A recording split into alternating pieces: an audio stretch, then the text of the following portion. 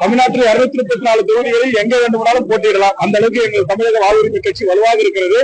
ஒரு கட்சி வளர வேண்டும் என்று சொன்னால் ஒரே தொகுதி திரும்பி போட்டியிடுவதை விட மற்ற இடங்களிலும் வாய்ப்புகளை கேட்டு பெற்று போட்டியிட்டால் நிச்சயம் கட்சி வளர்ச்சிக்கு உகந்தமாக இருக்கும். அந்த அடிப்படையில் தமிழ்நாட்டில் எந்த முனைகளிலும் எந்த தொகுதி வேணுமானாலும் போட்டியிடுவதற்கான வாய்ப்புகள் இருக்கு.